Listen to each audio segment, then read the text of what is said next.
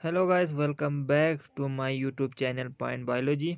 तो हम पढ़ रहे हैं क्लास 9 बायोलॉजी और आज से हम चैप्टर नंबर 3 स्टार्ट करेंगे। और इससे पहले चैप्टर नंबर 1 और 2 पर हमारी वीडियोस बनी हुई, चैनल से चेकआउट कर सकते हैं। तो आज का हम चैप्टर शुरू करते हैं बायोडाइवर्सिटी। तो इस चैप्टर को शुरू करने से पहले इसके थोड़े हम बैकग्राउंड की बात करते हैं कि हम इसके बारे में क्या क्या जानते हैं। तो सबसे पहली चीज़ जो हमने अपने पहले चैप्टर में डिस्कस किया था कि बायोलॉजी के बारे में, कि biology is the study of living organism, और लिविंग ऑर्गेनिज्म के बारे में पढ़ने को हम बायोलॉजी कहते हैं। और इसी तरह हमने बायोलॉजी को 5 मेजर ग्रुप्स में डिवाइड भी किया था, जिसे हमने कहा था किंगडम। ठीक है, ताकि इनको डिवाइड करने का ये मकसद था कि डिफरेंट ग्रुप में है तो इनको स्टडी करना आसान हो गया था। और इसी तरह हमने ये भी देखा था कि इन ऑर्गेनिज्म में, जिनको हमने 5 मेजर ग्रुप्स में डिवाइड किया था, उनके अंदर कुछ सिमिलरिटीज़ भी थी। जैसे कि मूवमेंट में सारे ऑर्गेनिज्म मूवमेंट करता है, सारे रेस्पायर करता है, सारे न्यूट्रिएंट्स ऑब्टेन करता है, कोई अपनी न्यूट्रिएंट्स बनाता है, कोई दूसरे ऑर्गेनिज्म से हासिल करता है। इसी तरह सारे रिप्रोड्यूस करते हैं और इसी तरह इनके अंदर ग्रोथ भी होती है। तो ये सारे ऐसे कैरेक्टर्स थे जो सब में सिमिलर थे। इसी तरह इनके अंदर कुछ ऐसे कैरेक्टर भी थे जो कि एक दूसरे से मुख्तलिफ थे, लाइक दे आर डिफर, या हम इसे कहते हैं वैराइटीज़। ठीक हो गया।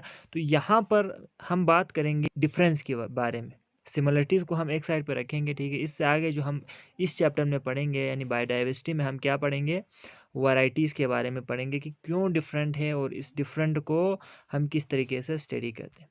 तो अगर हम इसकी डिफिनेशन की बात करें बायोडाइवर्सिटी की, तो हम ये कहेंगे कि biodiversity is the variety of living organism present in an ecosystem. यानी कि एक इकोसिस्टम में जितने किस्म के ऑर्गेनिज्म हो सकते हैं उन सब को हम कहेंगे बायोडाइवर्सिटी। अब इकोसिस्टम को अगर हम डिफाइन करें तो हम क्या कहते हैं इकोसिस्टम को, कि जहाँ पर लिविंग ऑर्गेनिज्म इसके एनवायरनमेंट के साथ, लाइक नॉन लिविंग थिंग के साथ, किसी ख़ास जगह पर ख़ास टाइम में मौजूद हो, उसे इकोसिस्टम कहते हैं। ठीक है, तो उस इकोसिस्टम में जितने किस्म के ऑर्गेनिजम्स मौजूद होंगे, लिविंग ऑर्गेनिजम्स, उनकी वैरायटीज़ को हम कहेंगे बायोडाइवर्सिटी। तो फर्स्ट ये डिफिनेशन हो गया। और इसको आप दूसरे तरीके से भी कह सकते हो, जिसे कहते हैं रिचनेस, यानी कितने अक़साम में वो पाया जा सकता है अर्थ के अंदर, एक इकोसिस्टम के अंदर। तो इसको हम कहते हैं बायोडाइवर्सिटी। अब हम देखेंगे इसकी इम्पोर्टेंस के बारे में कि बायोडाइवर्सिटी कितना ज़रूरी है और क्यों ज़रूरी है। तो सबसे पहली चीज़ है मेंटेनेंस ऑफ सॉइल क्वालिटी। तो बहुत सारे माइक्रोब्स होते हैं और एनिमल स्पीशीज़ भी हैं जो कि एलिमेंट को रिसाइकल करता है, लाइक नाइट्रोजन, कार्बन, फास्फोरस को क्या करता है, ये लिविंग पार्ट से नॉन लिविंग पार्ट में रिसाइकल करता है। नॉन लिविंग पार्ट जैसे कि सॉइल हो गया ना, ठीक है, वो नॉन लिविंग है। और लिविंग पार्ट क्या है, जैसे कि किसी भी ऑर्गेनिज्म हो गया, प्लांट हो गया, एनिमल हो गया, माइक्रोब्स हो गया। तो अपने अंदर से ये ऑर्गेनिज्म क्या करता है, सॉइल के अंदर इन एलिमेंट को रिसाइकल करता है, जिससे सॉइल की क्वालिटी इंक्रीज होती है। ठीक, वो पहला इंपॉर्टेंस। दूसरा ये है मेंटेनेंस ऑफ एयर क्वालिटी। बहुत सारे प्लांट के स्पीशीज होते हैं जो कि एयर और उसकी कंपोजिशन को एटमॉस्फेयर में रेगुलेट करता है। जैसे कि हम बात करें अगर प्लांट की, तो वो कार्बन डाइऑक्साइड को एटमॉस्फेयर से अपने अंदर लेके जाता है और ऑक्सीजन को एटमॉस्फेयर में, हवा में, बाहर खिला में वो क्या करता है, रिलीज़ करता है। तो इससे क्या होता है, एटमॉस्फेयर या फिर हम कहते हैं इन्वायरमेंट प्योरीफाई होता है, क्योंकि carbon dioxide is we know that is a dangerous gas. तो इसको एब्जॉर्ब करके ऑक्सीजन को देना एक तरीके से क्या है, प्यूरिफिकेशन है। तो इसमें भी बहुत सारे प्लांट के स्पीशीज़ क्या करता है, अपना किरदार अदा करता है। तो यहाँ पर भी बायोडाइवर्सिटी इंपॉर्टेंट है कि why it is necessary to have a biodiversity. इसके बाद अगर हम बात करें वाटर क्वालिटी की, तो जो वेटलैंड इकोसिस्टम होता है, लाइक मार्शिस, मार्शिस कहते हैं दलदली एरिया, या हम कह सकते हैं कि जहाँ पर क्ले लाइक मटेरियल हो तो उसे कहते हैं। तो वहाँ पर क्या करते हैं, ये जो वेटलैंड होता है ये बहुत सारे न्यूट्रिएंट्स को रिसाइकल करता है ये भी। और इसी तरह हम अगर हम अगले इंपॉर्टेंस की बात करें तो वो हमारे पास है पेस्ट कंट्रोल। यानी 99% जो क्रॉप्स के अंदर जो पेस्ट होता है उसको क्या करता है, बहुत सारे लिविंग ऑर्गेनिज्म कंट्रोल करता है। जैसे कि इंसेक्ट्स हो गया, बर्ड्स हो गया, फंजाई हो गया। तो वो क्या करता है, क्रॉप्स पर जब पेस्ट लगता है, कीड़े लगते हैं, तो ये जो ऑर्गेनिज्म है उन कीड़ों को चुन चुन के खाता है। तो जिसकी वजह से क्रॉप्स की जो प्रोडक्शन है वो इंक्रीज होता है, क्योंकि जब उसको कीड़े लग जाते हैं या हम कहते हैं पेस्ट हो जाता है उनके अंदर, तो उनकी क्वालिटी गिर जाती है। वो पेस्ट क्या करता है, उस क्रॉप्स को खाता है, जिससे हमें इतनी ज़्यादा प्रोडक्शन नहीं होती। तो पेस्ट कंट्रोल के लिए भी हमारे पास जो बायोडाइवर्सिटी है, बहुत सारे किस्म के इंसेक्ट्स हैं, बर्ड्स हैं, फंजाई है, तो वो उनको कंट्रोल करता है, जिससे हमारे पास क्रॉप प्रोडक्शन होती है। इसी तरह अगर हम बात करें नेक्स्ट की, तो वो हमारे पास है पोलिनेशन एंड क्रॉप प्रोडक्शन। तो पोलिनेशन बहुत सारे फ्लोरिंग प्लांट्स होते हैं जो कि बहुत सारे एनिमल स्पीशीज़ पर डिपेंड करता है अपनी पोलिनेशन में, अपनी फैलाव करने के, जैसे कि बीज हो गया, बटरफ्लाइज हो गया, बेट्स हो गया, बर्ड्स हो गए, ह्यूमंस हो गया। तो ये क्या करते हैं, पोलिनेशन करवाते हैं। इसके लास्ट इंपॉर्टेंस की बात करें तो provision of food and medicine, बहुत सारे हमें फूड प्रोवाइड करते हैं। जैसे कि हम प्लांट्स की बात करें, फ्रूट्स, वेजिटेबल्स और एनिमल से भी हमें बहुत सारे फूड्स मिलते हैं। तो एक तो हमें फूड देता है ये, और दूसरा क्या करता है, बहुत सारे ऐसे प्लांट्स मौजूद है, प्लांट की स्पीशीज़ हैं जिससे दवाई बनाई जाती है, मेडिसिन बनाया जाता है। तो बायोडाइवर्सिटी इतने ज़्यादा वैराइटीज़ की वजह से हमें क्या होता है, ये सारे फ़ायदे होते हैं। ठीक हो गया, तो ये इसकी इंपॉर्टेंस थी। इसके बाद हमारे पास जो नेक्स्ट टॉपिक आता है वो है AIIMS and principle of classification. AIIMS कहते हैं मकसद को, एंड प्रिंसिपल कि किस तरीके से क्लासिफिकेशन की जाती है। क्लासिफिकेशन की अगर हम डिफिनेशन की बात करें तो the grouping of organism is called classification. और इसकी एम्स क्या है, यानी क्लासीफाई करना क्यों ज़रूरी है, क्यों हम क्लासीफाई करते हैं, इसके मकसद क्या है। तो सबसे पहली चीज़ ये है to determine the similarities and differences between organism, यानी एक ऑर्गेनिज्म और दूसरे के अंदर मौजूद सिमिलरिटीज़, यकसानियत और डिफरेंसेस कितना वो मुख्तलिफ है, इसको जानने के लिए क्लासिफिकेशन करना ज़रूरी है। और दूसरा हमारे पास है identify the organism to study them systematically. ठीक हो गया, यानी ऑर्गेनिज्म को स्टडी करने के लिए भी क्लासिफिकेशन करना ज़रूरी है। इसी तरह ऑर्गेनिज्म को अरेंज भी करना, ठीक है, यानी कि आप ये कह सकते हैं कि स्मॉलर ऑर्गेनिज्म से बड़े की तरफ हम जाएंगे, उनको क्लासीफाई कर, उनको अरेंज करेंगे। ठीक है, तो उसके लिए भी क्लासिफिकेशन की ज़रूरत होती है। और इसी तरह जो लास्ट में जो है, इसका एम ये है कि हम एवोल्यूशनरी रिलेशनशिप को फाइंड करना चाहते हैं। एवोल्यूशन एक तरह का ब्रॉड कॉन्सेप्ट है, जिसमें हम ये देखते हैं कि एक ऑर्गेनिज्म दूसरे ऑर्गेनिज्म से कितना रिलेटेड है। तो इस रिलेशनशिप को फाइंड करने के लिए भी क्लासिफिकेशन ज़रूरी है, क्योंकि क्लासीफाई करने से हमें पता चलता है कि वो कितना एक दूसरे से एक जैसे हैं। ठीक हो, तो इसके क्लासिफिकेशंस की ये एम्स है। और अगर हम प्रिंसिपल की बात करें तो क्लासिफिकेशन के प्रिंसिपल में हमारे पास आते हैं, दो चीज़ें हमें यहाँ पर समझना ज़रूरी है प्रिंसिपल के लिए। पहली चीज़ है टेक्सोनॉमी और दूसरा सिस्टमेटिक। तो ये दोनों डिफरेंट टर्म्स है, लेकिन अक्सर हम क्या करते हैं, इन दोनों को कंफ्यूज हो जाते हैं इन दोनों में। तो क्लासिफिकेशन की डिफिनेशन जैसे कि मैंने शुरू में कह दिया था कि ऑर्गेनिज्म को ग्रुप में तकसीम करना क्लासिफिकेशन कहलाता है। अब इसमें हमारे पास जो नेक्स्ट आता है वो है टेक्सोनॉमी। तो it is a branch of biology जिसमें हम किसी भी ऑर्गेनिज्म की आइडेंटिफिकेशन, नेमिंग और क्लासिफिकेशन को पढ़ते हैं। ठीक हो गया, सिंपल डिफिनेशन है।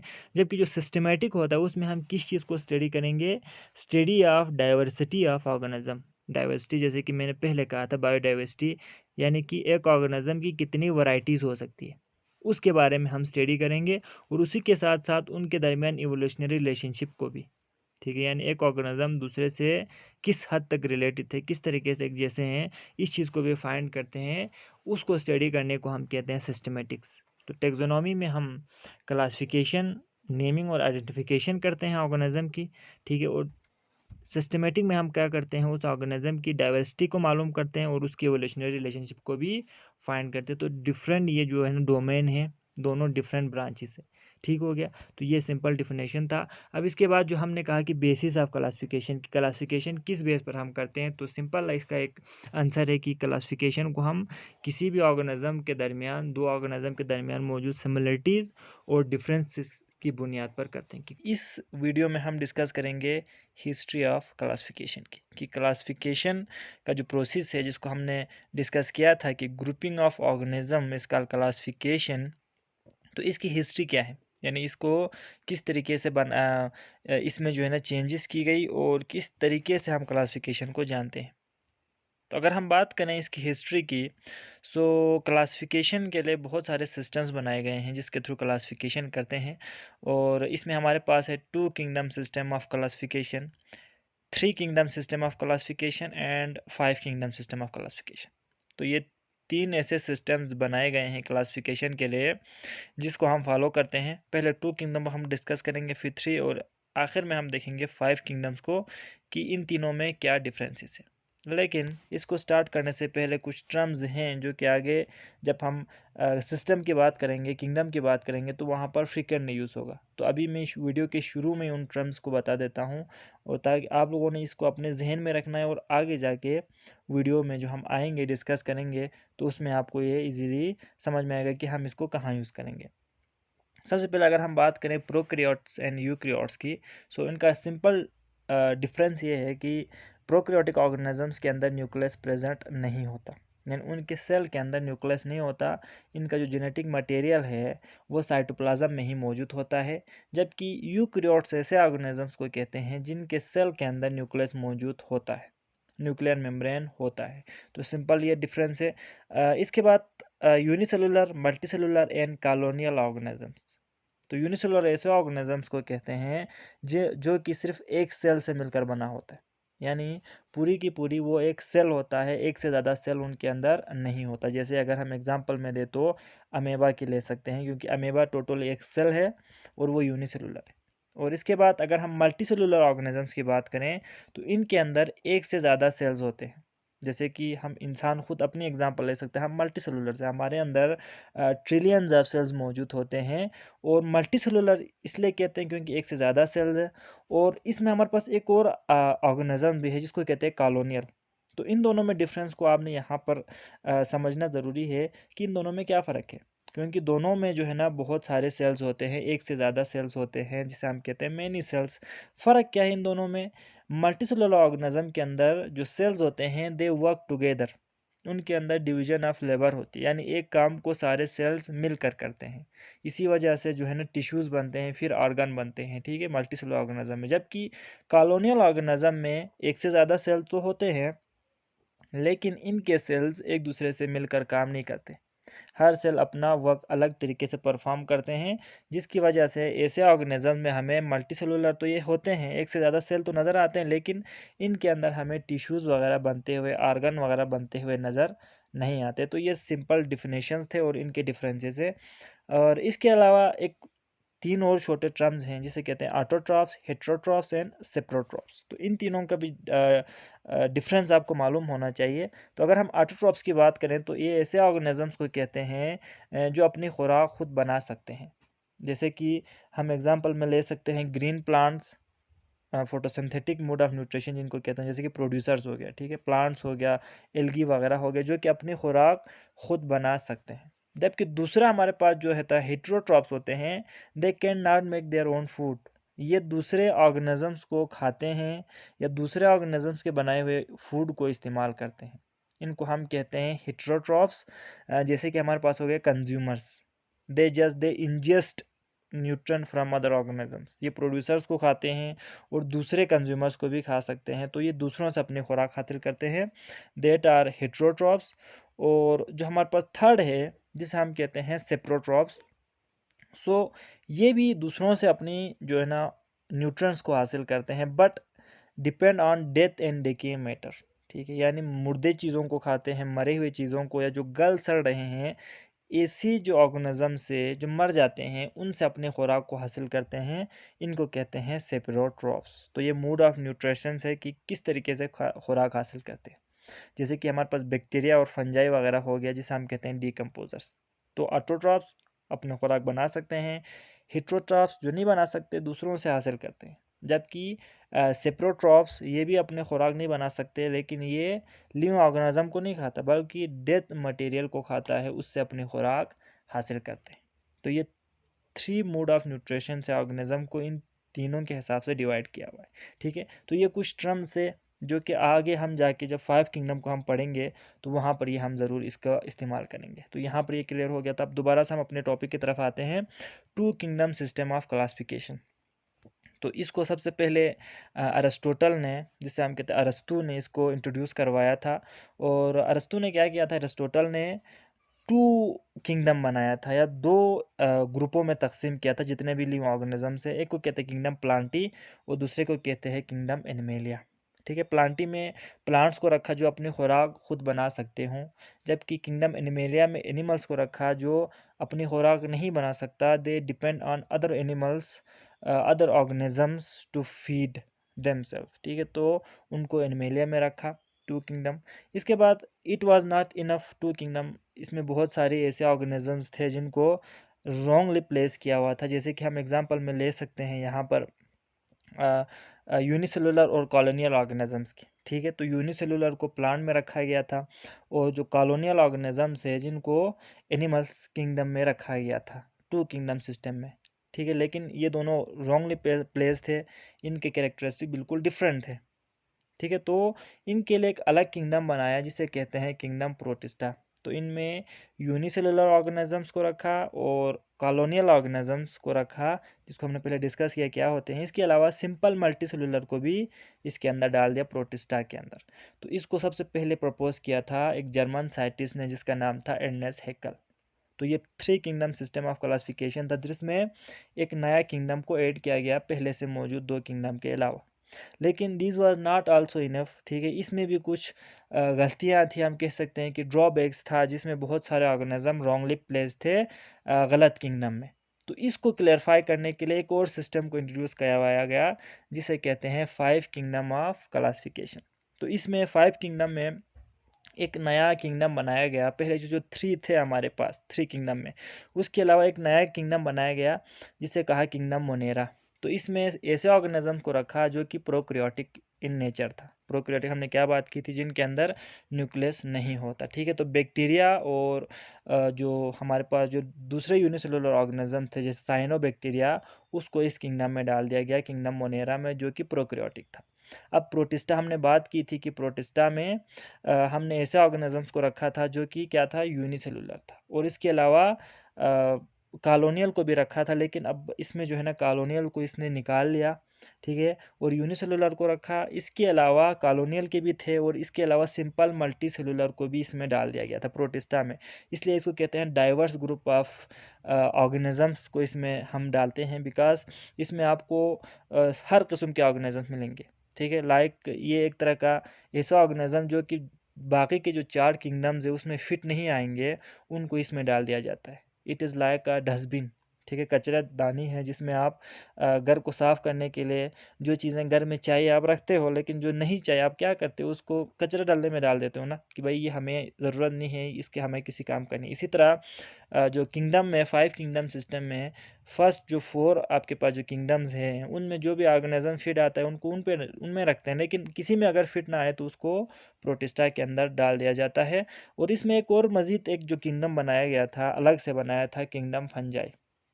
ठीक है, तो पहले से 3 हमारे पास थे, किंगडम प्लांटी, किंगडम एनिमेलिया और किंगडम प्रोटिस्टा। ठीक है, इसके बाद एक और किंगडम बनाया किंगडम मोनीरा, और एक और बनाया गया जिसे कहते हैं किंगडम फंजाई। तो 5 किंगडम सिस्टम ऑफ क्लासिफिकेशन हो गया। अब फंजाई जो किंगडम है इसमें सिर्फ फंजाई को प्लेस किया गया। इससे पहले जो फंजाई था वो प्लांटी किंगडम में रखा गया था, उसको प्लांट किंगडम में, लेकिन उनके जो कैरेक्टरिस्टिक्स है वो काफ़ी डिससिमिलर थे, तो वहाँ रखना हमारी स्टडी के लिए मुश्किल हो रहा था, तो वहाँ से निकाल कर उसको फंजाई में अलग से बना दिया गया। तो ये 5 किंगडम सिस्टम ऑफ क्लासिफिकेशन हो गया। तो अब यहाँ पर इस चीज़ को हम मज़ीद समझते हैं कि जो 2 किंगडम सिस्टम है और जो 5 किंगडम सिस्टम है इनमें क्या डिफरेंस है। ठीक है, यानी कि अगर हम देखें कि क्या क्या चेंजेस की गई 5 किंगडम में, और 5 किंगडम हमने कहा कि बेहतर एक सिस्टम है, तो ये किस लिहाज से बेहतर है उस चीज़ को हम देखेंगे। तो अगर हम यहाँ पर बात करें 2 किंगडम की, तो हमने कहा था कि इसमें प्लांटी होता है और एनिमेलिया होता है, जबकि 5 किंगडम में हमारे पास किंगडम मोनीरा है, किंगडम प्रोटिस्टा है, फंजाई है, प्लांटी और एनिमेलिया। तो ये 5 हो गए, ये 2 हो गए, ये सिंपल है। अब 2 किंगडम सिस्टम के अंदर जो बैक्टीरिया और साइनोबैक्टीरिया है इसको प्लांट किंगडम में रखा गया था। ठीक है, लेकिन इनके कैरेक्टर प्लांट से बिल्कुल नहीं मिलते, तो 5 किंगडम में इसको थोड़ा मॉडिफाई किया और इन दोनों के लिए एक अलग किंगडम बनाया गया, क्योंकि इनके जो कैरेक्टर थे एक दूसरे से तो मिलते थे, लेकिन दूसरे ऑर्गेनिज्म से जैसे कि प्लांट में रखा गया तो उनसे बिल्कुल अलग थे। तो इनके लिए अलग किंगडम बनाया, किंगडम मोनेरा के नाम से, because they are prokaryotic in nature. ठीक हो गया, ये करेक्शन हुई। इसके बाद 2 किंगडम में हमने ये कहा था कि जो यूनिसेलुलर होते हैं या सिंपल मल्टीसेलुलर होते हैं, इनको किंगडम प्लांटी और किंगडम एनिमेलिया में रिस्पेक्टिवली रखा गया था। ठीक है। लेकिन अब ये भी गलत तरीके से रखा गया था, क्योंकि यूनिसेलुलर को प्लांटी में रखना इट वाज नॉट फेयर, और इसी तरह सिंपल मल्टीसेलुलर यूकैरियोट्स को एनिमेलिया में रखना it was also not fair. तो इस चीज़ को करेक्ट करके इन दोनों के मिलाकर एक अलग किंगडम बनाया गया, जिसे कहते हैं प्रोटिस्टा, जिसको हमने पीछे डिटेल में डिस्कस किया। तो यहाँ पर ये करेक्शन की गई, और फंजाई को टू किंगडम में प्लांटी जो किंगडम है उसमें रखा गया था, जो कि बिल्कुल रॉन्ग था। इन दोनों के अंदर सेल वॉल होते हैं, जो हम आगे डिस्कस करेंगे, लेकिन फंजाई के सेल वॉल काइटिन से बने होते हैं, लेकिन फंजाई की जो सेल वॉल है वो काइटिन से बने होते हैं, और प्लांटी की जो सेल वॉल है वो सेलुलोज से मिलकर बने होते हैं। तो यहाँ पर भी डिफरेंस शुरू हो जाते हैं। तो इसको वहाँ से निकाल कर अलग किंगडम बनाया, किंगडम फंजाई। तो यहाँ पर आपको ये कंपैरिजन का ये मकसद था कि किस तरीके से हम एक बेहतर क्लासिफिकेशन सिस्टम को स्टडी करेंगे, ठीक है। तो टू किंगडम को अभी हम अप्लाई नहीं करते बिकॉज इसमें बहुत सारे ड्रॉबैक्स थे। तो अभी हम जिस चीज़ को फॉलो करते हैं, जिस किंगडम क्लासिफिकेशन सिस्टम को, वो है हमारे पास 5 किंगडम क्लासिफिकेशन सिस्टम। तो इस आपकी बुक में और हमारी वीडियो में हम इसी 5 किंगडम को डिस्कस करेंगे मज़ीद, कि इनमें जो मोनेरा, प्रोटिस्टा, फंजाई, प्लांटी और एनिमेलिया है, उनमें हम कैसे ऑर्गेनिज्म को किस बुनियाद पर इनमें प्लेस करते हैं। ठीक हो गया। सो इससे पहले एक छोटा सा टॉपिक है आपके बुक में कि हु वाज अलजहीज़। अलजहीज़ के बारे में है। सो हम ये कहेंगे कि Al-Jahiz was a famous Muslim zoologist, और उसने बहुत सारी किताबें लिखी थी इवोल्यूशन पर, एडाप्टेशन ऑफ एनिमल्स पर, और migration of fish air ends पर, कि जो चूंटियाँ हैं या फिर जो मछलियाँ हैं वो कब माइग्रेट करता है और क्यों माइग्रेट करता है, और एनिमल के साइकोलॉजी पर कि हाउ दे अडॉप्ट, ठीक है, हाउ दे इवॉल्व। तो इन चीज़ों के बारे में उसने बहुत सारी किताबें लिखी थी। सो ये बहुत ज़्यादा इस वजह से फेमस था। अब हम शुरू करते हैं 5 किंगडम सिस्टम ऑफ क्लासिफिकेशन। ठीक है, आपके बुक में इस किंगडम को डिटेल में डिस्कस किया हुआ है, तो हम भी आपकी इस बुक को फॉलो करते हुए 5 किंगडम को डिटेल में डिस्कस करेंगे। इससे पहली वीडियो में हमने इसकी जो हिस्ट्री के बारे में डिटेल में डिस्कस किया था कि कितने तरह के किंगडम बनाए गए थे और इसमें से बेहतर कौन सा है, हमने कंपैरिजन भी किया था। तो इस वीडियो में हम देखेंगे कि 5 किंगडम सिस्टम ऑफ क्लासिफिकेशन क्या होते हैं। तो हम शुरू करते हैं कि 5 किंगडम में, जैसे कि हमने अपने पहली वीडियो में कहा था कि 5 किंगडम्स होते हैं। इसमें एक था kingdom Monera, kingdom protista, kingdom fungi, kingdom Plantae और किंगडम एनिमेलिया। तो ये हमारे पास हो गए 5 किंगडम। तो इसलिए इसको कहते हैं 5 किंगडम सिस्टम ऑफ क्लासिफिकेशन। अगर हम बात करें सबसे पहले किंगडम की, जो कि हमारे पास है किंगडम मोनेरा। ठीक है, तो मोनेरा कैसे होते हैं? ऐसे ऑर्गेनिजम्स जो कि प्रोक्रियोटिक होते हैं। हमने अपनी पहली वीडियो में डिस्कस किया था प्रोक्रियोटिक क्या होते हैं, जिनके अंदर न्यूक्लियस प्रेजेंट नहीं होता। ठीक है, तो जितने भी प्रोक्रियोटिक ऑर्गेनिजम्स थे उन सबको किंगडम मोनेरा में रखा गया। और इधर जो ऑर्गेनिजम्स होते हैं वो यूनिसेलुलर होते हैं। ठीक है, सिर्फ एक सेल पर कंसिस्ट करता है, जैसे कि बैक्टीरिया हो गया, एंड सिंपल इनका स्ट्रक्चर होते हैं। और इसी तरह इसमें जो है ना, एक तो बैक्टीरिया को रखा गया है, दूसरा सायानो बैक्टीरिया को रखा गया। तो किंगडम मोनेरा ये है, इसमें इसके ये कैरेक्टरिस्टिक्स थे, इसलिए इसको अलग से बनाया गया। इसके बाद नेक्स्ट हमारे पास जो किंगडम है वो है किंगडम प्रोटिस्टा। तो किंगडम प्रोटिस्टा में ऐसे ऑर्गेनिजम्स को रखा गया है जो कि यूकैरियोटिक होते हैं, और यूकैरियोटिक होते हैं। इनमें यूनिसेलुलर भी हो सकते हैं और कॉलोनियल ऑर्गेनाइजेशन वाले ऑर्गेनिजम्स भी हो सकते हैं। ठीक है, तो Protista as we know that, कि हमने पहले वीडियो में डिस्कस किया था कि it is like a dustbin, जिसमें जो बाकी चार किंगडम में फिट ना है उसको इसमें डाल दिया जाता है। ठीक है, तो इसमें हमारे पास, और इस किंगडम में जितने भी ऑर्गेनिजम्स होते हैं दे आर मोस्टली एक्वेटिक, ज़्यादातर पानी में पाया जाता है। और इसके जो है ना मज़ीद 3 हमारे पास इसके ग्रुप्स हैं। एक जो एनिमल लाइक होते हैं, जिसे कहते हैं प्रोटोजोआ, ठीक है, जैसे कि अमेबा हो गया।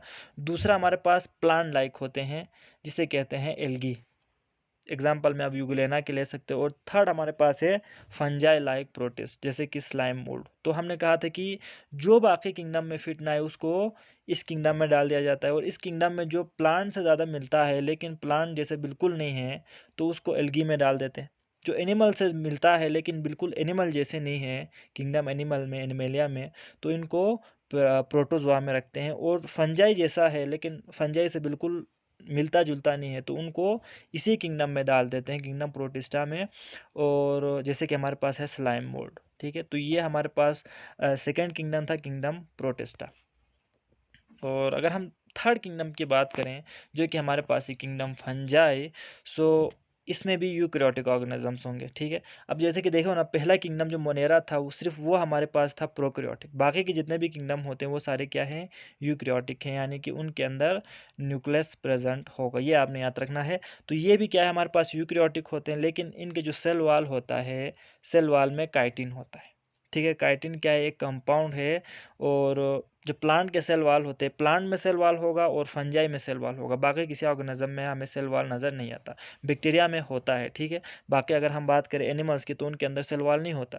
तो यहाँ पर जो सेल वाल होता है उस सेल वाल के अंदर काइटिन मौजूद होता है, इसलिए ये प्लांट से थोड़ा डिफरेंट है। और जो फंजाई होते हैं दे सेप्रोट्रॉफिक होते हैं, ठीक है। लाइक हमने कहा था डीकम्पोजर्स, पिछली वीडियो को आप दोबारा से देखो। सेप्रोट्रॉफिक हमने कहा था जो कि अपनी खुराक को डेड ऑर्गेनिज्म से हासिल करते हैं। तो फंजाई में जितने भी ऑर्गेनिजम्स होंगे दे आल आर सेप्रोट्रॉफिक्स। उसके बाद फंजाई क्या होते हैं, दे आर मल्टीसेलुलर, और इसमें से कुछ ऐसे ऑर्गेनिज्म भी होते हैं जो कि यूनिसेलुलर होते हैं। और इसके एग्जांपल में आप ब्रेड मोल्ड, यीस्ट और मशरूम को ले सकते हो जो कि किंगडम फंजाई में आते हैं। और इसके बाद अगर हम नेक्स्ट किंगडम की बात करें जो कि हमारे पास है किंगडम प्लांटी, इसको किंगडम प्लांट भी कहते हैं। So they are also eukaryotic, they are multi cellular. Eukaryotic मतलब इनके अंदर न्यूक्लियस होगा, मल्टी सेलुलर मतलब एक से ज़्यादा सेल पर कंसिस्ट करेगा, और ऑटोट्रॉफिक होगा, like they can produce their own food, ठीक है। और कैसे खुराक बनाते हैं, as we know that through photosynthesis, और क्लोरोफिल की मदद से ये अपनी खुराक बनाता है। और इनकी जो सेल वाल है उसके अंदर सेलुलोस होता है। पिछले किंगडम में हमने क्या कहा था, किंगडम फंजाई में उनके सेल वाल में काइटिन होता है, लेकिन प्लांट के जो सेल वाल है उसमें सेलुलोस होता है। और इसके एग्जांपल में आप मोसिस, मस्टर्ड और जितने भी प्लांट्स आप देखते हो इर्द गिर्द आपके चारों तरफ, फ्लोरिंग हो या फिर नॉन फ्लोरिंग प्लांट्स हो, वो सारे इसी किंगडम में आएगा। इसके बाद जो हमारे पास लास्ट किंगडम जो है, ठीक है, वो है हमारे पास किंगडम एनिमेलिया। और ये हमारे पास होते हैं मल्टी सेलुलर, ठीक है। यूक्रियोटिक तो होते ही हैं, ठीक है, इनके अंदर न्यूक्लियस होते हैं। दे आर मल्टी सेलुलर, एक से ज़्यादा सेल्स होते हैं, और हिट्रोट्रॉफिक होते हैं। हमने हिट्रोट्रॉफिक की बात की थी पिछली वीडियो में, जिसका मतलब था कि ये अपनी खुराक दूसरों से हासिल करते, ठीक है, खुद नहीं बना सकते, हेट्रोट्रॉफिक होते हैं। और इनके अंदर सेल वाल नहीं होती, इसी वजह से ये मूव कर सकता है। प्लांट क्यों नहीं मूव करता, फंजाई क्यों नहीं मूव करता, because they have cell wall, ठीक है। सेल वाल उनको मूवमेंट करने नहीं देता। लेकिन जो एनिमेलिया होता है ये they can move because they lack cell wall, और इनके अंदर क्लोरोफिल भी नहीं होता।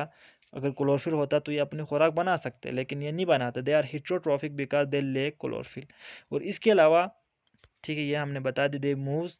और इसमें इसके एग्जांपल में आप insects, fish, frog and man वगैरह को ले सकते हो। जितने भी एनिमल्स जो आप देखते हो जो चलते फिरते आपको नज़र आते हैं, they are included in this kingdom, ठीक है। So if you study some animals, आपको कोई प्लांट मिलता है, कोई ऑर्गेनिज्म मिलता है, ठीक है, लिविंग ऑर्गेनिजम्स, तो आप उनके कैरेक्टर को स्टडी करोगे, तो आपने हमने जो जितने भी यहाँ पर कैरेक्टर देखे हैं उसके हिसाब से उनको क्लासीफाई करोगे, ठीक है। अगर वो मल्टी सेलुलर हैं तो वो इसमें भी आ सकता है, एनिमेलिया में भी, प्लांटी में भी आ सकता है, और फंजाई में भी आ सकता है। और इसके अलावा हमने बात की थी प्रोटिस्टा में भी आ सकता है, ठीक है। इन चारों ग्रुप में से किसी में भी एक में आ सकेगा। मोनेरा में नहीं आएगा क्योंकि वो यूनिसेलुलर होते हैं, ठीक है। तो अब एक आपको कैरेक्टर पता चल गया, अब आप दूसरा कैरेक्टर देखोगे, दे आर हेट्रोट्रॉफिक, ठीक है। तो हमने बात की थी हेट्रोट्रॉफिक में हमारे पास सिर्फ एनिमेलिया होते हैं जो हेट्रोट्रॉफिक होते हैं, बाकी ऑटोट्रॉफ होते हैं फंजाई, और दूसरा हमारे पास प्लांटी ऑटोट्रॉफ होते हैं। तो उन दोनों से निकल गया, आप इसमें प्लेस कर दोगे यूक्रियोटिक। तो इस तरह आप जब कैरेक्टर्स को देखोगे उसको देख के आप उनको डिफरेंट किंगडम में प्लेस करोगे, तो ये क्लासीफाई हो गया, ठीक है। और आपको जब स्टडी करते हो इन चीज़ों को तो आपके लिए आसानी होगी। तो आज का जो हमारा टॉपिक है वो है वायरस, प्रियॉन्स एंड वायराइट। इससे पहले टॉपिक्स पर हमारी वीडियोस बनी हुई है, आप हमारे चैनल से चेकआउट कर सकते हैं। तो सबसे पहले हम डिस्कस करते हैं वायरस के बारे में। So as we know that virus are a cellular structure, इनके अंदर कोई सेल नहीं होता।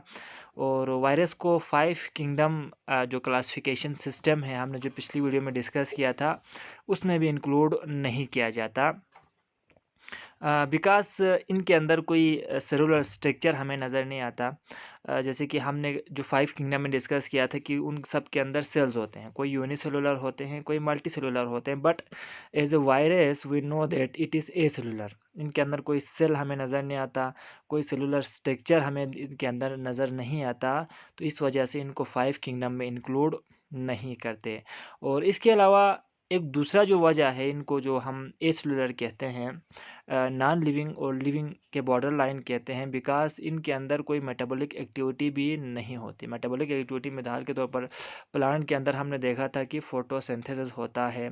इसी तरह अगर हम एनिमल्स की बात करें तो उनके अंदर बहुत सारे रिएक्शंस होते हैं, जैसे कि ग्लाइकोलाइसिस हो गया, इलेक्ट्रॉन ट्रांसपोर्ट चेन हो गया। तो इसीलिए इसको border line between living and non living organism कहते हैं, यानी ना ही इनको लिविंग कंसिडर किया जाता है और ना ही इनको नॉन लिविंग में शामिल किया जाता है। इन दोनों के बीच में वायरस को कंसिडर करते हैं। और इसी तरह वायरस के बारे में स्टडी करने को हम कहते हैं वायरोलॉजी। ठीक है, तो it is a simple term. अब हम वायरस के स्ट्रक्चर को ज़्यादा डिस्कस करते हैं कि इनका स्ट्रक्चर किस तरह का होते हैं। तो वायरस के स्ट्रक्चर के 2 पार्ट होते हैं। एक इसका सेंट्रल कोर और इसके चारों तरफ एक कोट होता है, प्रोटीन का कोट होता है। कोर के अंदर डीएनए होता है या फिर आरएनए होता है, दोनों में से एक हो सकता है वायरस के अंदर हो। मुख्तलिफ़ किस्म के वायरस होते हैं, तो डीएनए वायरस भी हो सकता है, आरएनए वायरस भी हो सकता है। तो इनके जो कोर है सेंटर में, उसमें डीएनए आरएनए होगा। और अगर हम कोट की बात करें तो हमने पहले भी कहा था कि जो कोट होता है प्रोटीन होता है, प्रोटीन से बना होता है वायरस के स्ट्रक्चर। और यहाँ पर एक क्वेश्चन जो अक्सर पूछा जाएगा आपको पेपर में, और अक्सर इस पे सवाल बनते हैं कि why viruses are not in 5 kingdom system, यानी हम इनको 5 किंगडम सिस्टम में क्यों कंसिडर नहीं करते। तो इसमें इसका जो रीज़न है हम ये दे सकते हैं, बिकॉज़ वायरस के अंदर हमें कोई भी ऑर्गेनेल्स नज़र नहीं आता। इनके अंदर हमें न्यूक्लियस नज़र नहीं आता, इनके अंदर हमें साइटोप्लाज़्म नज़र नहीं आता, और ना ही इनके अंदर सेल मेम्ब्रेन होता है। सो कोई भी जब इनके अंदर कोई सेल वाला स्ट्रक्चर ही नहीं है, तो हम कैसे इसको लिविंग कंसिडर करते हैं। बिकॉज़ हम जानते हैं कि cell is the basic unit of life. जहाँ पर सेल होता है हम कहते हैं कि वहीं पर लाइफ है। जब वायरस के अंदर सेल ही नहीं है, तो हम इनको कैसे लिविंग कहें। ठीक है, इस वजह से इनको कंसिडर नहीं करते। इसके अलावा they do not feed, they do not respire, excrete और ग्रो। तो इनके अंदर कोई ऐसा सेलुलर रेस्पायरेशन नहीं होता, एक्सक्रीशन, ग्रोथ, ऐसा कोई भी सिस्टम होता ही नहीं है। तो हम इसको इस वजह से भी 5 किंगडम में शामिल नहीं करते। और इसी तरह जो बेसिक चीज़ है, दे डू नॉट रिप्रोड्यूस, खुद से रिप्रोड्यूस कभी नहीं करता। लेकिन ये अपनी तादाद बढ़ा सकता है, बट उनके लिए अपने आप को बढ़ाने के लिए, रिप्रोडक्शन के लिए इनके लिए एक होस्ट चाहिए। ठीक है, किसी भी होस्ट के ऊपर ये हमला करता है, उसके अंदर अपना जो कोर है डीएनए आरएनए को इंसर्ट कर देता है, उसके बाद उसकी मशीनरी पर अपना कब्जा करता है, फिर उससे अपने कॉपीज़ बनाता है। सो ये खुद से रिप्रोड्यूस नहीं कर सकता, it is depend on the host. इस वजह से भी इसको 5 किंगडम में शामिल नहीं करते। और इसके अलावा जब होस्ट से बाहर होता है, तो ये क्रिस्टल के फॉर्म में रहते हैं। ठीक है, जब क्रिस्टल हो गया तो हम इसको कभी भी लिविंग नहीं कहेंगे। जो क्रिस्टलाइजेशन बनती है वो एक नॉन लिविंग कैरेक्टर है। तो इनके अंदर जब ये होस्ट से बाहर होते हैं, बाहर इन्वायरमेंट में होता है, तो क्रिस्टल के फॉर्म में रहते हैं। तो हम इसको कैसे 5 किंगडम में, जो कि लिविंग पार्ट है, उसमें शामिल कर सकते हैं। हो गया, तो ये इस वजह से हम वायरस को यहाँ पर स्टडी नहीं करते 5 किंगडम में। इसके बाद हमारे पास जो नेक्स्ट पार्ट है वो है प्रियॉन्स। तो वायरस हो गया, तो वायरस से रिलेटेड एक और ऑर्गेनिज्म है जिसे कहते हैं माइक्रो ऑर्गेनिज्म है प्रियॉन्स। और ये एक इन्फेक्शियस पार्टिकल है, इन्फेक्शन काज करता है, और इसके अंदर सिर्फ प्रोटीन्स होता है। वायरस में हमने देखा था कि इसके अंदर कोर भी मौजूद था, यानी डीएनए और आरएनए भी मौजूद था, लेकिन प्रियॉन्स में पूरा के पूरा ये प्रोटीन होता है, हमें इनके अंदर कोई भी कोर नज़र नहीं आता। ठीक हो गया। और इससे ये जो प्रियॉन्स है ये डिजीज़ काज करता है इन शिप एंड मैन, इंसानों में भी ये डिजीज़ काज करता है, और जो शिप्स होते हैं, भेड़ बकरियां होते हैं, उनमें भी ये काफ़ी हद तक डिजीज़ काज करते हुए हमें नज़र आता है। सो याद आपने यहाँ रखना है, जो प्रियॉन्स होता है वो सिर्फ प्रोटीन से बने होते हैं। इसके बाद ये रिप्लिकेट कर सकता है और रिप्रोड्यूस कर सकता है। और वायरस की अगर हम बात करें तो ये third type of micro organisms है और इनको भी हम 5 किंगडम में शामिल नहीं करते, ये आपने याद रखना है, ठीक है। वायरस, प्रियॉन्स और वायराइड को हम 5 किंगडम में शामिल नहीं करते। इनको हम बॉर्डर लाइन में रखते हैं लिविंग और नॉन लिविंग के। तो वायराइड्स में होता है तो इसमें हमें कोई भी प्रोटीन नज़र नहीं आता। जैसे प्रियॉन्स में हमें डीएनए नज़र नहीं आ रहा था, आरएनए नज़र नहीं आ रहा था, यानी कोर उनके अंदर नहीं था। तो इनके अंदर कोर तो होता है, सर्कुलर आरएनए होता है, बट इनके अंदर हमें प्रोटीन कोट नज़र नहीं आता वायराइड्स में। और ये जो है ना प्लांट के अंदर डिजीज़ काज़ करता है, जैसे कि पोटैटो हो गया और एप्पल हो गया, तो इनके अंदर ये डिजीज़ काज़ करते हुए हमें नज़र आता है। तो जो प्रियॉन्स और वायराइड होता है, ये बिल्कुल एक दूसरे के अपोजिट है। उसके बाद एक छोटा-सा टॉपिक हमारे पास है कोविड-19 के हवाले से, क्योंकि ये जो कोविड-19 है, ये हमारे पास वायरस की कैटेगरी में आता है और इसके बगैर में अगर हम स्टडी करें तो ये कोरोना वायरस की फैमिली से बिलॉन्ग करता है और इसकी वजह से बीमारी होती है जिसे कहते हैं हम कॉमन कोल्ड, ठीक। बुखार हो जाता है, कॉमन कोल्ड आम जो हमारे पास बुखार होती है नॉर्मल, और इसके बाद ये थोड़ा सीरियस हो जाता है। फिर अगर ठीक तरीके से अगर उनका इम्यून सिस्टम ठीक नहीं होगा तो बंदे की मौत भी हो सकती है। और इनको हम, इसका जो दूसरा नाम है कोविड-19 का, इसको severe acute respiratory syndrome corona virus 2 भी कहते हैं, ठीक है। तो बहुत लंबा नाम है, so it is easy to remember it as कोविड-19 और इट इज़ अ पैंडेमिक, ठीक है। Pandemic as we know that कि इसको कहते हैं वबा, यानी किसी भी जगह पर, किसी भी मतलब एक से ज़्यादा जगह पर अगर ये बीमारी फैल जाए, बहुत सारे लोगों को ये इन्फेक्शन काज़ हो, तो हम उसे कहते हैं पैंडेमिक।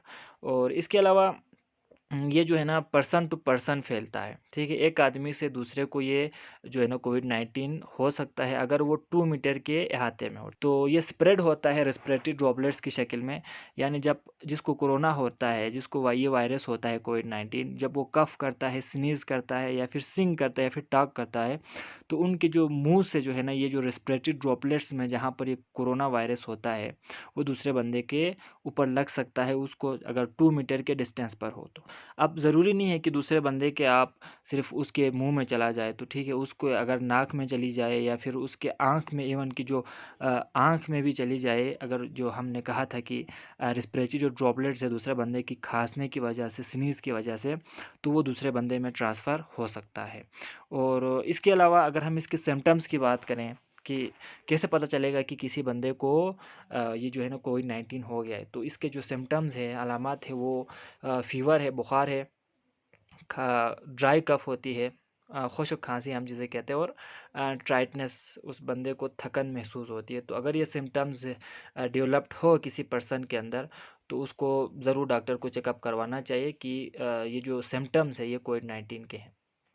और इसी तरह इस बीमारी के लिए, यानी इस डिज़ीज़ के लिए, कोविड-19 के लिए हॉस्पिटलाइज़ेशन होने की ज़रूरत नहीं है, यानी अस्पताल में जाके दवाएँ लाने से कोई फ़र्क नहीं पड़ेगा, बिकॉज़ ये ख़ुद ब खुद रिकवर होता है विदिन 2 वीक्स। हमें वैक्सीन भी मिलते हैं, तो आप वैक्सीन लगा सकते हैं, ख़ुद को वैक्सीन लगवा के डॉक्टर के पास जाके, तो ये बीमारी आपको हो भी जाए तो आप ख़ुद को इम्यून कर सकते हो, ठीक है। जो वैक्सीन है उसको फ़ाइट करेगा और आपको ये इन्फेक्शन होने ही नहीं देगा। तो बेस्ट चीज़ यही है कि आप अपने वैक्सीन करवाएँ, कोविड-19 के बहुत सारे वैक्सीन्स मिलते हैं, हर अस्पताल में मौजूद है, तो आप वैक्सीनेशन करेंगे तो आपको ये बीमारी लगेगी ही नहीं। इसमें कुछ हमारे पास जो प्रिकॉशंस है वो भी बताया जा रहा है कि क्लोज़ कांटेक्ट नहीं होना, अपने हाथ को साबुन से कम 20 सेकंड धोना है और उसके बाद हैंड सैनिटाइज़र का इस्तेमाल करना है। तो ये सब करोगे तो हो आपको जो है ना ये कोविड होने का चांस बहुत ही कम है, ठीक है। एक तो आप वैक्सीनेटेड हैं तो कोई मसला नहीं है, ठीक है। आप खुद इम्यून हैं, आपको हो भी जाए तो आपकी बॉडी खुद फाइट करेगा, आपको ये डिज़ीज़ होने नहीं देगा। अदरवाइज़ अगर आप वैक्सीनेटेड नहीं हैं तो आपको ये जो प्रिकॉशंस है इसको फ़ॉलो ज़रूर करना चाहिए। और इसके अलावा एज़ वी नो दैट कि फेस मास्क बहुत ज़रूरी होता है। जब कोई दूसरा बंदा जो खाँसे या फिर वो स्नीज़ करे तो उसका जो है ना इन्फेक्शन आपको ट्रांसफ़र ना हो। हाथ में लगा है वो ये जो वायरस है, तो आप आँख को छुओगे या फिर अपने मुँह में हाथ डालोगे या उसको धोने से पहले या अपने नाक को छुओगे तो आपके अंदर भी ये जो कोविड-19 है ये ट्रांसफ़र हो जाएगा। तो आज के इस टॉपिक को हम शुरू करते हैं। टॉपिक को शुरू करने से पहले कुछ टर्म्स हैं जो कि यहाँ पर इस्तेमाल होगा, यूज़ होगा, तो हम इसको पहले जानते हैं। एक तो स्पीशीज़ है और दूसरा हमारे पास है जीनस। अगर हम बात करें स्पीशीज़ की, तो स्पीशीज़ ऐसे ऑर्गेनिज़म को कहते हैं जो एक दूसरे के साथ इंटरब्रीड कर सकते हैं और फर्टाइल ऑफस्प्रिंग प्रोड्यूस कर सकते हैं। ठीक है? यानी ऐसे ग्रुप ऑफ ऑर्गेनिज़म्स जो रिप्रोडक्शन कर सकता हो। जब नए ऑफस्प्रिंग बनेंगे, बच्चे बनेंगे, तो वो फर्टाइल होना ज़रूरी है। ठीक है? तो ऐसे ग्रुप ऑफ ऑर्गेनिज़म को हम कहते हैं स्पीशीज़। और अगर हम जीनस की बात करें, तो जीनस में हैव मैनी स्पीशीज़। एक जीनस में बहुत सारे स्पीशीज़ आ सकते हैं। फॉर एग्ज़ाम्पल जितने भी कैट्स होते हैं उनका जो जीनस है वो फेलिस कहलाता है। तो इस कैट में आपके पास लायन भी आता है, आम कैट भी आता है, इसमें चीता भी आता है। तो जितने भी जो कैट फैमिली है या हम कहते हैं जीनस है, तो वो सारा इसमें इंक्लूड है। तो ये बहुत सारे स्पीशीज़ का जो ग्रुप है उसे हम कहते हैं जीनस। तो ये 2 टर्म्स हैं जो आगे हम इस्तेमाल करेंगे। अब हम back to the our topic binomial nomenclature की तरफ आते हैं। तो सबसे पहले जो इस सिस्टम को इंट्रोड्यूस करवाया था लियनस ने। और उसने क्या किया, जब सिस्टम बनाया कि किस तरीके से हम ऑर्गेनिज्म को नेमिंग दे सकते हैं, तो उसने 2 लैटिन वर्ड का इस्तेमाल किया। और इसमें से जो फर्स्ट वर्ड होगा वो जीनस का होगा, और जो सेकंड इसके पास जो हमारे पास वर्ड होगा वो उसके स्पीशीज़ को रिप्रेजेंट करेगा। जीनस का नाम लिखोगे पहले, तो उसका जो फर्स्ट लेटर होगा वो कैपिटल होना ज़रूरी है। हमेशा कैपिटल होगा फर्स्ट लेटर जीनस का। और स्पीशीज़ जो सेकंड हमने कहा था नेम होगा, तो वो उसमें जितने भी आप लेटर लिखोगे वो सारे स्मॉल होना चाहिए। इस नेमिंग सिस्टम में जैसे कि हमने कहा कि 2 पार्ट इसमें शामिल है, एक जीनस का नाम, दूसरा स्पीशीज़ का नाम। तो इसीलिए इसको कहते हैं बायनोमियल नोमेनक्लेचर। बाय कहते हैं 2 को, ठीक है? 2 को बाय कहते हैं, नॉमिनल कहते हैं नेम को, और नोमेनक्लेचर इस प्रोसेस को यानी नेमिंग करने के सिस्टम को। तो इसलिए इसको कहते हैं binomial nomenclature because it consist of 2 words. First is genus and the second is species. तो अगर हम इसकी एग्ज़ाम्पल की बात करें, तो जो ह्यूमन बीइंग है, इंसान है, इंसानों का जो बायोलॉजिकल नेम है या साइंटिफिक नेम है वो है होमो सेपियन। ठीक है? तो इसमें जो हमारे पास होमो है वो जीनस है, और जो सेपियन है वो स्पीशीज़ का नाम है। तो आप यहाँ देख सकते हो कि जो होमो है जीनस का नाम वो कैपिटल में हमने लिखा है कि कैपिटल से शुरू होता है, हमेशा शुरू होना चाहिए। और जो सेपियन है, जो स्पीशीज़ का नाम है, वो सारे स्मॉलर लेटर में होना ज़रूरी है। तो इस अगर स्ट्रक्चर में नहीं होगा, आप कैपिटल को यूज़ नहीं करोगे, या फिर आप जब स्पीशीज़ का नाम लिखो तो उसमें कैपिटल फर्स्ट लिखोगे, तो वो गलत साबित होगा। ठीक है? वो गलत तरीका होगा। ये जो हमने अभी प्रोसीजर बताया है, इसी को आपने फॉलो करना है और इसी तरह से उस ऑर्गेनिज़्म को नाम देना है। ठीक है? तो अब यहाँ पर जो हमारे पास नेक्स्ट टॉपिक है वो है इम्पोर्टेंस ऑफ बायनोमियल नोमेनक्लेचर।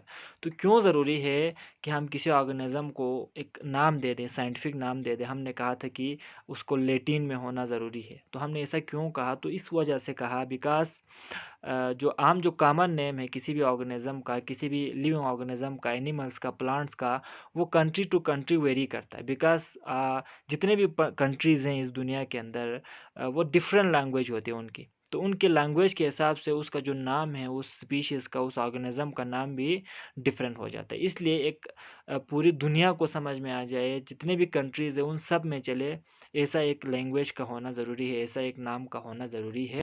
लेकिन अब यहाँ पर ये है कि हमने कंट्री की बात की, लेकिन जो लोग सेम लैंग्वेज बोलते हैं, वो भी बाज़ दफ़ा डिफरेंट नेम इस्तेमाल करते हैं। फॉर एग्ज़ाम्पल हम पाकिस्तान की मिसाल लें, तो यहाँ पर जो पाकिस्तान में जो अक्सर लोग जो जिनका जो कौमी ज़ुबान है वो उर्दू है।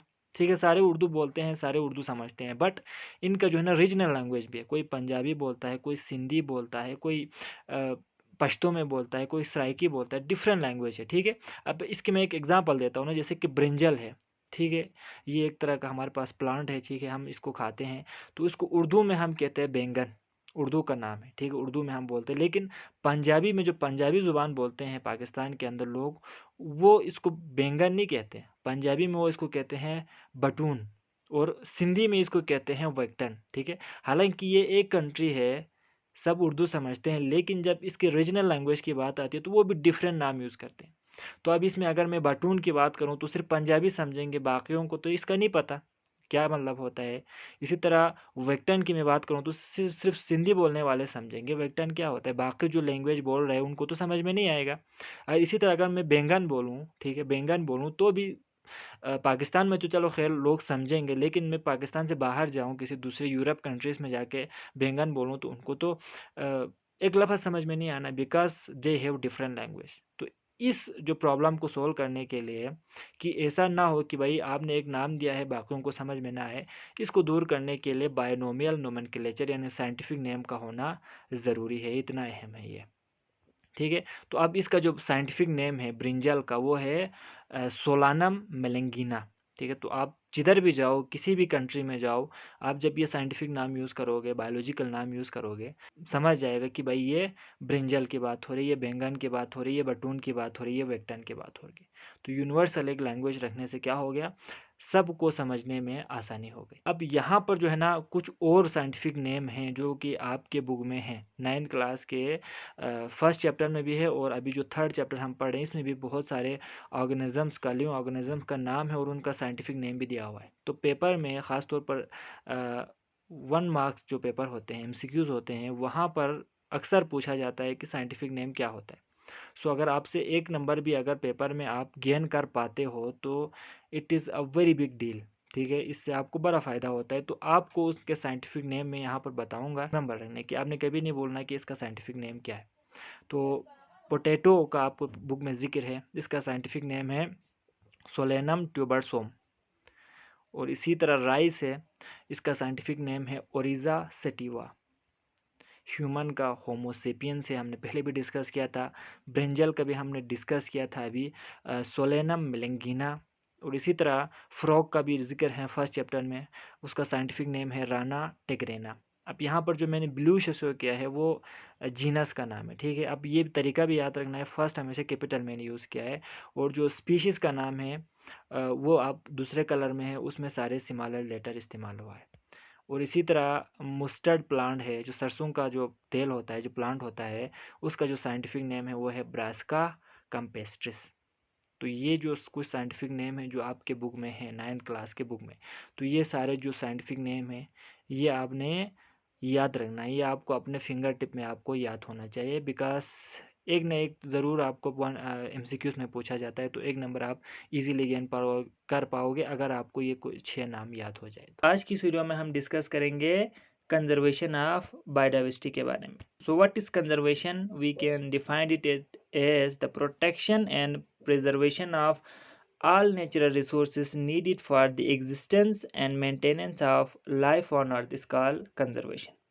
यानी इस अर्थ के ऊपर, इस दुनिया के ऊपर जितनी भी लाइफ है, जितने भी लिविंग ऑर्गेनिज्म हैं, उसकी हिफाजत करना, या फिर जितने भी नेचुरल रिसोर्सेज है जो कि लाइफ ऑफ अर्थ के लिए ज़रूरी है, अर्थ के ऊपर ज़िंदगी के लिए ज़रूरी है, इन सब को हमने प्रोटेक्ट करना और इनको बचाना, नुकसान पहुंचाने से बचाने को हम कहते हैं conservation. In other words, life of earth को या जितने भी नेचुरल रिसोर्सेज है, इसको बचाना, इसको कहते हैं कंजर्वेशन।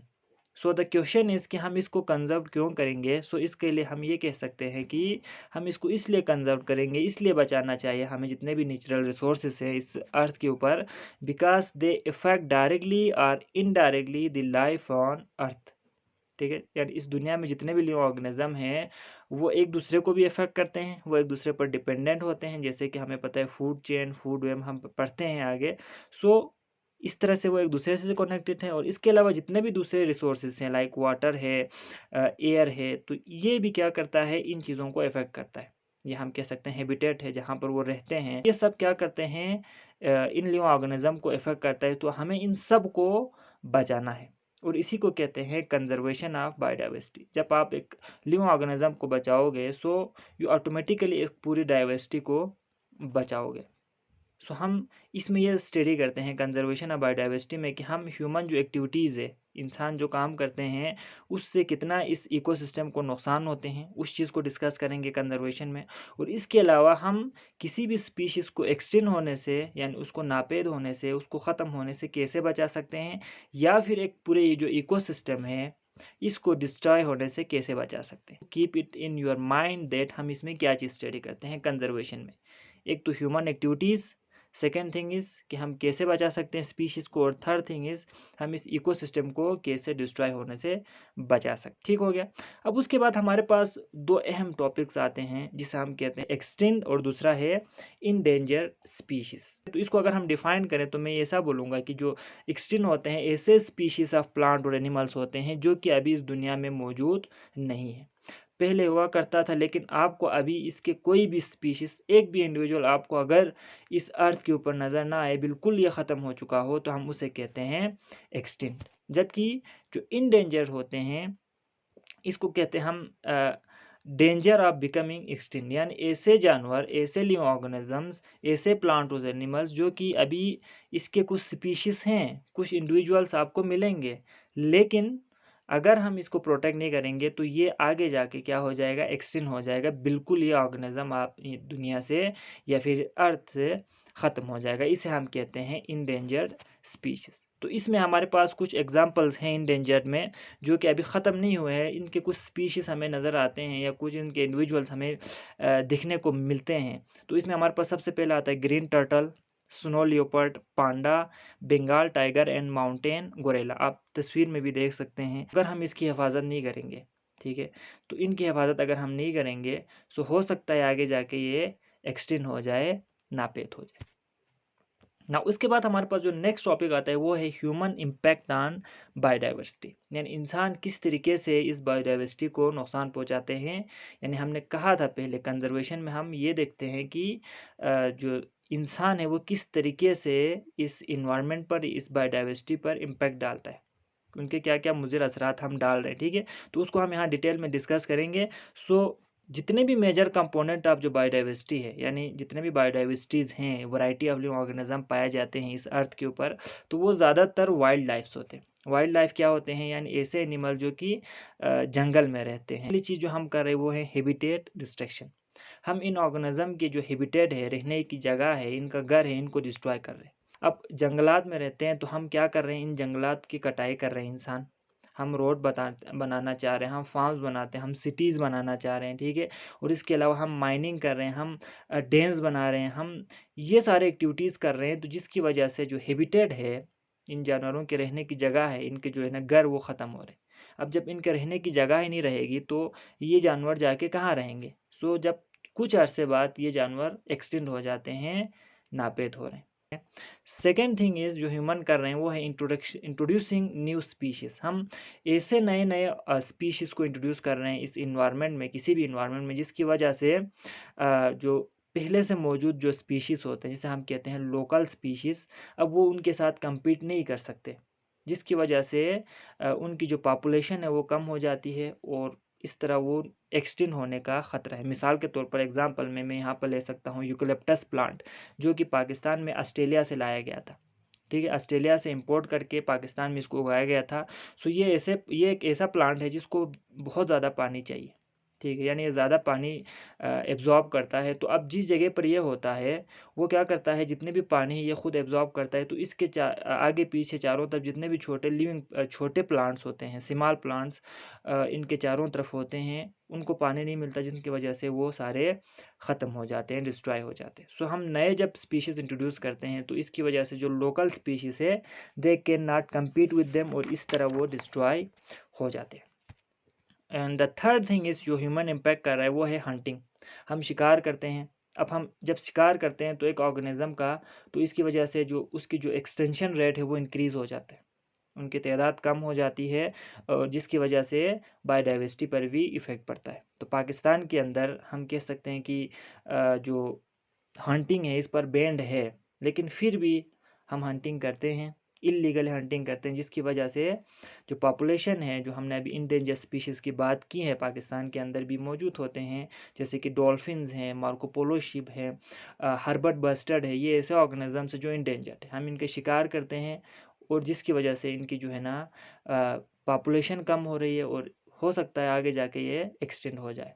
सो तो ह्यूमन काज कर रहा है। इसके अलावा pollution, fourth one is pollution. Human क्या कर रहा है, इन्वायरमेंट को पोल्यूट कर रहा है, इन्वायरमेंट को गंदा कर रहा है। ठीक है, अब पोल्यूशन की वजह से क्या होता है, कार्बन डाइऑक्साइड वगैरह, ये ग्लोबल वार्मिंग काज करता है। ठीक है, पोल्यूशन की वजह से। अब इसकी वजह से क्लाइमेट चेंज हो रहा है, अब जिस तरह किसी भी रीजन का जब क्लाइमेट चेंज होता है तो वहाँ पर जो स्पीशीज़ मौजूद होते हैं वो उस जो चेंज क्लाइमेट को वो उस रेंज को वो एडजस्ट नहीं कर पाते, की वजह से उनके एक्सटिंक्ट होने का ख़तरा है। इसके अलावा जो ह्यूमन पेस्टिसाइड यूज़ करते हैं इससे इंसेक्ट्स को हम ख़त्म करते हैं, तो इस इंसेक्ट्स को बर्ड्स खाते हैं, ठीक है। तो अब इंसेक्ट जब ख़त्म हो जाएंगे तो बर्ड्स के लिए खाना नहीं मिलेगा, तो उनकी पॉपुलेशन भी क्या हो जाएगी, डिक्रीज़ हो जाएगी। इस तरीके से हम एक ऑर्गेनिज्म को डिस्ट्रॉय कर रहे हैं, एक लिविंग ऑर्गेनिज्म को, तो इससे इसका पूरा फूड चेन डिस्ट्रॉय हो जाएगा। तो ये भी ह्यूमन काज कर रहा है। इसके अलावा जो ह्यूमन इम्पैक्ट है, सबसे ज़्यादा जो इम्पैक्ट कर रहा है वो है डिफॉरेस्टेशन। डिफॉरेस्टेशन का मतलब है the cutting down of trees and the destruction of forest, ठीक है। यानी दरख्तों का कटाव या फिर जो है ना जंगलात का कटाव, इसको कहते हैं डिफॉरेस्टेशन, ठीक है। अब डिफॉरेस्टेशन की वजह से जो सॉइल है, जो मिट्टी है, वो बेरन हो जाता है। बहुत सारे काजेज़ हैं कि हम डिफॉरेस्टेशन करते हैं, हम फॉरेस्ट का कटाव करते हैं बिकॉज हमें लकड़ी चाहिए जलाने के लिए, हमें लैंड चाहिए एग्रीकल्चर के लिए, हमें रोड्स बनानी है, हमें एयरपोर्ट बनानी है, हमें घर बनाने हैं, हमें बिल्डिंग बनानी है। जितने भी पॉपुलेशन बढ़ रही है उसी हिसाब से अर्बन जो सिटी शहर इंक्रीज़ हो रहा है, जिसकी वजह से आसपास जितने भी प्लांट्स हैं उनको डिस्ट्रॉय करके वहाँ पर बिल्डिंग बनाया जाता है। इसी तरह हमें ज़्यादा से ज़्यादा ऐसे लैंड चाहिए जहाँ पर ग्रेजिंग कर सकें, जहाँ पर जानवर खा सकें, तो इसके लिए भी जंगलात का कटाव की जाती है। तो पाकिस्तान में सबसे ज़्यादा फॉरेस्ट जो है ना कटिंग होती है, डिफॉरेस्टेशन, जिसकी वजह से बहुत सारे ऑर्गेनिजम्स, जैसे हमने कहा था कि हैबिटेट होता है फॉरेस्ट, उनका रहने की जगह होता है, तो इससे जो है ना ऑर्गेनिज्म भी डिस्ट्रॉय हो रहा है। इसके अलावा अगर हम इफेक्ट ऑफ डिफॉरेस्टेशन की बात करें तो इससे क्या मुज़र असरात होते हैं, तो जो फॉरेस्ट होते हैं, जो ट्रीज़ होते हैं, वो कार्बन डाइऑक्साइड को एब्जॉर्ब करता है, ठीक है। तो अब हम फॉरेस्ट को ख़त्म करें, इस वजह से कार्बन डाइऑक्साइड एब्जॉर्ब नहीं हो रहा है, इन्वायरमेंट में कार्बन डाइऑक्साइड की जो क्वांटिटी है वो बढ़ जाएगी। अब उनकी बढ़ने की वजह से ग्लोबल वार्मिंग होगी, क्लाइमेट चेंज होगा, इसको हमने पहले डिस्कस किया था। इससे भी एनिमल्स एक्सटिंक्ट होते हैं। इसके अलावा जब हम ट्रीज़ को, जैसे हिल साइड्स है ना, यानी जहाँ पहाड़ी इलाका है, जहाँ पर दरख्त होते हैं, इसको जब हम कटाव करते हैं तो इसकी वजह से जो सॉइल है, वहाँ की जो मिट्टी है, वो नरम हो जाती है। अब जब बारिश होती है तो वो बारिश उस मिट्टी को अपने साथ लेके, क्योंकि पहले जब फॉरेस्ट था, दरख्त होते थे, वो उसको पकड़ के रखते थे, लेकिन अब वो नहीं है, तो अब वो बारिश के साथ नीचे आते हैं, ठीक है, नीचे ज़मीन पर आते हैं, तो उसकी वजह से ये दरियाओं में जाती है। अब दरिया में जाने की वजह से, अब दरिया में बहुत ज़्यादा मड होती है, सिलेट होती है, जिसकी वजह से फ्लोडिंग होती है। अब जब फ्लोड होता है, सैलाब आते हैं, तो इसकी वजह से नुकसान, जितने भी लिविंग ऑर्गेनिजम्स होते हैं, प्लांट्स होते हैं, एनिमल्स होते हैं, वो सारे तो जिसके उस रीजन में फ्लोडिंग एरिया में है, वो सारे डिस्ट्रॉय हो जाते हैं। इसके अलावा हमने जो डैम्स बनाए हुए हैं, लाइक पाकिस्तान में तरबेला डैम है, मंगला डैम है, और जितने भी दूसरे जो सिस्टम्स होते हैं, हाइड्रोलिक स्कीम है या फिर इरिगेशन सिस्टम है, अब वहाँ पर भी जो मिट्टी है, जो पहाड़ों से आए हैं, वो वहाँ पर जमा हो जाता है, तो वहाँ की जो इलेक्ट्रिसिटी कैपेसिटी कम हो जाती है, डैम की स्टोरेज कम हो जाती है, जिसकी वजह से पानी ज़्यादा बह के लैंड डिस्ट्रॉय हो जाते हैं, एनिमल्स डिस्ट्रॉय होते हैं, और इंसानों को भी इससे नुकसान होता है। तो अब एक चीज़ है कि डिफॉरेस्टेशन की वजह से ये सारे मसले होते हैं। इसके अलावा हम ये कह सकते हैं कि रेनफॉल कम होगा, बिकॉज़ रेनफॉल होती है, ट्रांसपायरेशन प्लांट करते हैं, जिसकी वजह से बादल बनते हैं, ये सारा प्रोसेस है, ठीक है। तो ये सब ट्रांसपायरेशन कम होगा, जिसकी वजह से बारिश ज़्यादा नहीं होगी, ठीक है। अब बारिश नहीं होगी तो ज़ाहिर-सी बात है जितने भी लिविंग ऑर्गेनिजम्स या जो हम खेती-बाड़ी करते हैं, एग्रीकल्चर लैंड होते हैं, वहाँ पर बारिश नहीं होगी तो फसलें नहीं उगेगी, ठीक है। तो इसके लिए हमें एफॉरेस्टेशन करनी चाहिए, ज़्यादा से ज़्यादा प्लांट्स उगाने चाहिए, ना कि डिफॉरेस्टेशन। अब यहाँ पर अगर मैं इसकी स्पीशीज़ एक्सटिंक्शन की काज़ की बात करूँ, स्पीशीज़ सबसे ज़्यादा जो एक्सटिंक्ट हो रहा है वो नए स्पीशीज़ के आने से होता है, ठीक है, 39%। अब वो जितने भी दूसरे स्पीशीज़ उन सबको ख़त्म कर देता है। हैबिटेट डिस्ट्रक्शन, अभी हमने बात की कि डिफॉरेस्टेशन हो गया ना, हम जंगलात का कटाव करते हैं, इसकी वजह से 36% जो है ना एक्सटिंक्शन के ये काज़ है। इसके अलावा हंटिंग, जब हम शिकार करते हैं ऑर्गेनिजम्स का, डिफरेंट पर्पस होते हैं शिकार के, लेकिन उसकी वजह से 23% जो स्पीशीज़ है वो एक्सटिंक्ट हो रहे हैं। और बाकी जो हमने बात की पोल्यूशन की वजह से या फिर दूसरे जितने भी छोटे जो लिटल जो इसके काजेज़ है, उसकी 2% ऐसे काजेज़ हैं जिसकी वजह से स्पीशीज़ एक्सटेंड हो रहे हैं। तो अब उसके बाद अगर हम पाकिस्तान की बात करें कि पाकिस्तान के अंदर जो एक्सटिंक्ट जो हो गए हैं स्पीशीज़ या फिर जो अभी इंडेंजर स्पीशीज़ है वो कौन-कौन से हैं? तो पाकिस्तान के अंदर चीता, टाइगर और एशियन लायन, ये ऐसे ऑर्गेनिजम्स हैं जो अभी एक्सटिंक्ट हो चुके हैं। पहले था, अभी बिल्कुल इसके एक भी हमें ऑर्गेनिज्म देखने को नहीं मिलते। और इसके अलावा Indus dolphin, black buck, snow leopard, houbara bustard and Marco Polo sheep, ये ऐसे ऑर्गेनिजम्स हैं जिनको इंडेंजर्ड कहते हैं, कि ये अभी हैं, इनके कुछ हमें इंडिविजुअल्स देखने को मिलते हैं, बहुत कम तादाद है इनकी। पॉपुलेशन हमने कहा कि सैकड़ों में है। अगर हम इनकी हिफाजत नहीं करेंगे सो दे विल डिस्ट्रॉय, ये ख़त्म हो जाएगा, ठीक है। तो अभी जो एक्सटेंट स्पीशीज़ है हमारे पास, चीता, टाइगर और एशियन लाइन, आप लेफ्ट साइड में आप देख सकते हो, यहाँ पर उनकी तस्वीरें हैं। इसके अलावा जो इंडेंजर स्पीशीज़ हैं वो सारे दूसरे साइड पर है, ठीक है। तो अब पाकिस्तान के अंदर जो गवर्नमेंट है वो कैसे स्ट्रेटजीज़ को अपनाते हैं कि वो इन ऑर्गेनिज्म को बचा सके, या जो फॉरेस्ट हैं या जंगलात का कटाव, हैबिटेट लॉस है, उसको कैसे बचाते हैं। तो पाकिस्तान के अंदर डिपार्टमेंट बना हुआ है फॉरेस्ट्री के नाम से, और इसके फॉरेस्ट ऑफिसर्स होते हैं और फॉरेस्ट गार्ड्स होते हैं। तो ये चेक करते हैं कि अगर अनअथराइज जो कटिंग करते हैं, ठीक है, बगैर पूछे या बेमकसद जो जंगलात का कटाव करते हैं, तो इसके लिए बड़े स्ट्रिक्ट लॉज बने हुए हैं, उनको अरेस्ट करते हैं और उनको एज पर लॉ उनके खिलाफ, उनके लिए उनके खिलाफ कार्रवाई की जाती है। इसके अलावा जो इंडेंजर स्पीशीज़ हैं, जैसे अभी हमने बात की है, इनकी जो हंटिंग प्रोहिबिटेड है, बिल्कुल मना है। और ब्रीडिंग सीज़न में ख़ास तौर पर जो बर्ड्स होते हैं उनकी हंटिंग बिल्कुल मना है। बर्ड्स के जो आप शिकार करते हो, जब ये ब्रीडिंग करने वाले हो, नए बच्चे पैदा करने वाले हो, तो उस दौरान इनको शिकार करना बिल्कुल अलाउ नहीं है। तो ये ऐसे हैं जो पाकिस्तान की गवर्नमेंट ये स्ट्रेटजीज़ बना रहे हैं। सो आई होप कि आपको ये चैप्टर पूरा समझ में आ गया होगा। तो हमने कोशिश की है कि जितना हो सके इसके कंसेप्ट को आप तक डिलीवर कर सकें।